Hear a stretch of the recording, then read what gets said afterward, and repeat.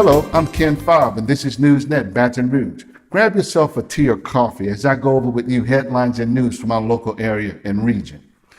A Baton Rouge man who is accused of hitting and killing a 12-year-old boy in 2017 during a high-speed police car chase was sentenced to 32 years in federal prison recently on unrelated prior drug and gun charges. Joshua Hilton, 34, was convicted last year in federal court on possession with intent to distribute methamphetamine, marijuana, promethazine, possession of a firearm by a convicted felon, and possession of a firearm in furtherance of a drug trafficking crime. He has a juvenile arrest record that goes back to when he was 8 years old. You may recall, back on May 31st, 2017, Hilton was trying to flee in a vehicle from Baton Rouge police officers who were conducting a drug investigation, during which he struck and killed a 12-year-old boy by the name of Sammy Lee III on Old Hammond Highway near Gloria Drive. But after hitting the child, authorities say Hilton did stop and surrender to the police. He was arrested on counts of manslaughter, reckless operation, and unauthorized use of a motor vehicle.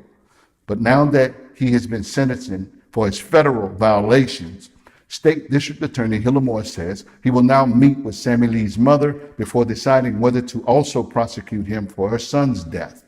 Because though he was arrested on state charges in May of 2017, Hilton has not been formally charged by a grand jury or state prosecutors as of yet.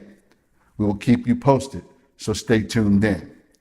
A West Baton Rouge Parish deputy sheriff was promptly fired on Tuesday when it was confirmed he failed to disclose changes to his driving record before he was hired, and he eventually struck and killed a pedestrian while on the job last week. Major Mike Simmers from the West Baton Rouge Parish Sheriff's Office confirmed that former Deputy Alberta Casco, a 20-year-old, was fired on Tuesday. Court records show that Casco received 2 speeding tickets in East Baton Rouge Parish during October of 2018 and failed to pay the second one. He also failed to appear in court to contest the unpaid ticket in East Baton Rouge Parish, which resulted in a bench warrant being issued on November the 13th.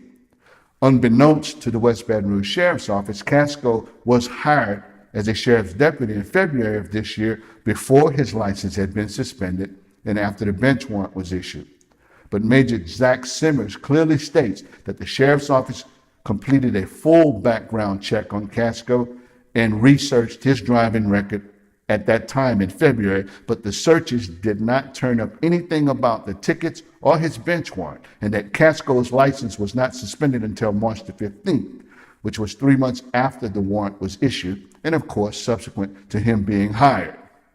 Therefore, he was promptly and swiftly fired on Tuesday past for failing to disclose the suspension, the speeding tickets, and the bench warrant during the hiring process because his application did include a question about his driving record. And Major Simmons says all deputies are required to honestly report to their supervisors any major changes to their driving record, and Casco did not do that.